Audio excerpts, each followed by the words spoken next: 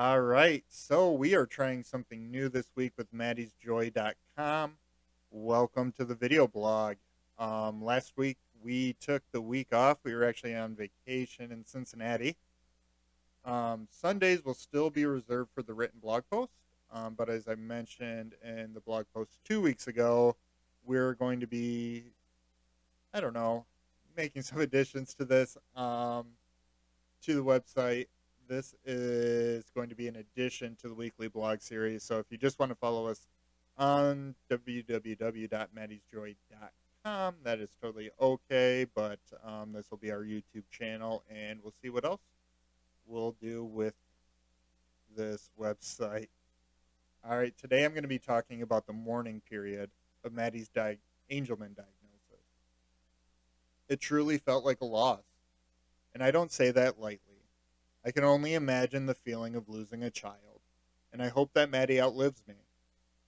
I say that it felt like a loss because there were hopes and dreams that will never be realized. What I've learned on this journey with Maddie's diagnosis is that it's okay. I'm okay. She's okay, and her family's okay. When Madeline Joan Birchmeyer entered this world, she did it on her own time. My wife and I walked into the hospital on a Monday to be induced. Maddie finally came into the world on a Wednesday. Not only did she take 3 days of induction to get here, but she also arrived in the beginning of the pandemic. The country shut down in March. Maddie was born in June. When we brought Maddie home, she was colicky. The only time she wasn't crying was when she was being fed or sleeping. The only way we could get her to sleep was by holding her. Now, I sure do miss those days of snuggling her, but I do not miss those cries. Eventually, her symptoms subsided. A whole new set of challenges were ahead. At 5 months, Maddie was seemingly hitting all her milestones. In November of 2020, she was rolling. She wouldn't roll again until May of 2021. Maddie's next big test came in the form of COVID. At the time, my wife and I both worked in healthcare. We were both very careful when coming home, but we knew it was a matter of time before COVID came to visit our house. My wife's symptoms started first. Soon after, Maddie spiked a fever. Now, we're not even a full year into the pandemic yet.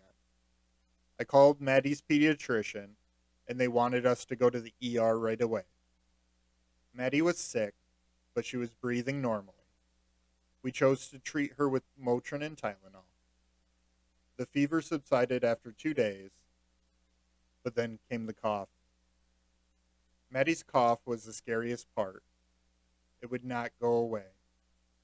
We took Maddie into the urgent care twice. Finally, she was diagnosed with post-COVID pneumonia. The combination of COVID and pneumonia would weaken any adult, let alone a 5 or 6 month old.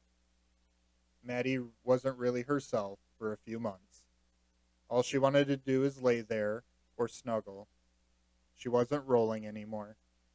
She was kicking her feet and moving her arms, but that was about it. When we took Maddie back to her pediatrician, she was 4 months behind in her milestone scoring. So, our pediatrician decided to be proactive. At the time, there were stories coming out of Southeast Asia regarding post-COVID delays in infants. Most of these stories were coming out of the Philippines. We were all in uncharted waters in terms of what to do. The only thing that we could do is send Maddie to a pediatric physiatrist. The long, grueling sessions of physical therapy and occupational therapy started.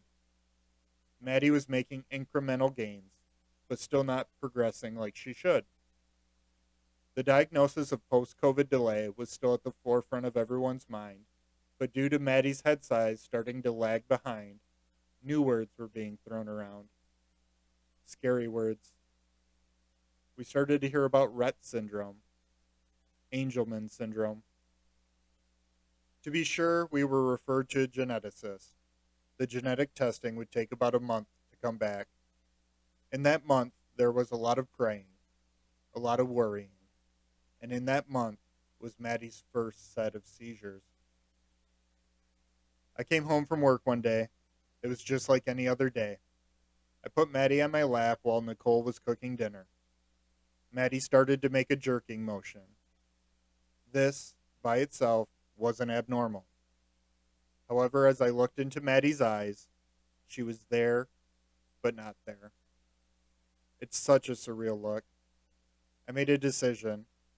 I was freaking out on the inside, but I had to remain calm. I called for Nicole. She came out to the living room and took one look. That's a seizure. Over the course of the next 7 hours, Maddie would have 6 violent seizures. She was transported to Helen DeVos Children's Hospital. I followed closely behind the ambulance. I walked through the doors of the hospital at 1 a.m. They hooked Maddie up to do an EEG. We were there for 2 more nights. During the day, various doctors and nurses were in and out of her room. Every time Maddie twitched, my heart sank. I remember trying to stay strong for Maddie and for my wife. But I remember taking a shower in the bathroom and just breaking down. This was my baby. This was my child. It all seemed so surreal. We talked to the neurologist before Maddie was discharged. The neurologist talked about Rett syndrome and Angelman syndrome as a possibility for the cause of the seizures. We were told they would be able to tell by her brainwaves if this indeed was Angelman syndrome. We took our Maddie home and held our breath. 2 days later, the results of her EEG were available online. We read the report. There was no mention of Angelman syndrome. We had dodged the first bullet. The date December 3rd, 2021 will forever be seared into my brain. I'm not going to say it was a day of infamy, but our whole family dynamic changed that day. I was driving back to work. I was on my lunch break. My phone rang and the caller ID said Spectrum Health. I answered the call and a woman greeted me. She told me my wife was on the line as well. Again, I was about to be blindsided. I figured that if they were calling, it was to tell us nothing was found. I thought we had dodged the second bullet, the Rett syndrome diagnosis. I was still holding out hope that Maddie was neurotypical. Then the woman from Spectrum told us the result. Maddie had Angelman syndrome. This was the start of my grieving. With Angelman syndrome, it affects the whole person. There's speech difficulties. There's neurological difficulties. There's low muscle tone. There's sleep difficulties. There's such a wide range of daily life that this syndrome touches. I might never hear my daughter say daddy. I will never walk my daughter down the aisle. I will never see my daughter graduate from college and start a family of her own. I might never have grandchildren. I will forever be my daughter's caretaker. I will die one day, and I'm not sure that my daughter will be safe. I don't know where she will go. I don't know who will care for her.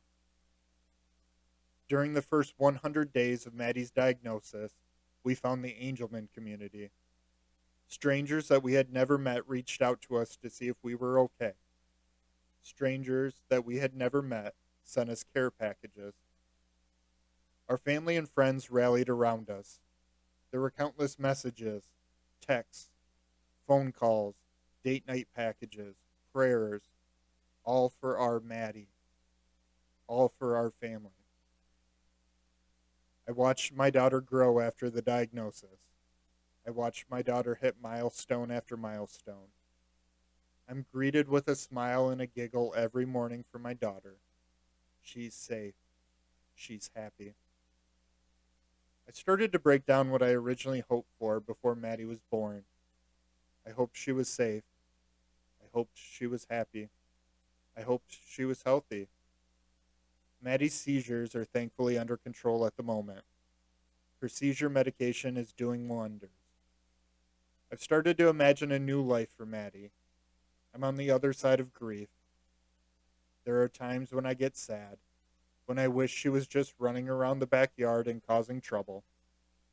But then I see her gain a new skill, and how proud I am that she's pushing forward. I do not know where this diagnosis will take our family. There will be hard times. There will be good times. There will be times where I won't know where to turn. I do know that my wife and I will be there by Maddie's side through all of it. We love our little angel. We're just along for the ride. All right. Thank you so much for checking out the video.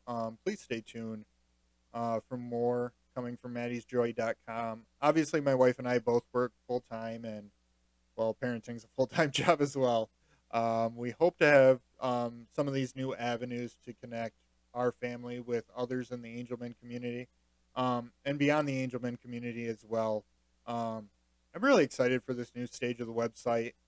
I could have never imagined that the website would be seen throughout the nation like it has. It's even been seen in 22 different countries throughout the world so far. So it's really kind of taken off beyond what I thought it would. So we are just going to keep this ball rolling and keep sharing Maddie's story, keep sharing our family story, and just trying to get awareness out there for the Angelman community as well as other special needs communities. And you'll see that in more content that will be dropping. So please like the video, subscribe, share the video if you would like. There's more coming from maddysjoy.com, and I'll drop you a little hint. A logo might be on its way, so just stay tuned.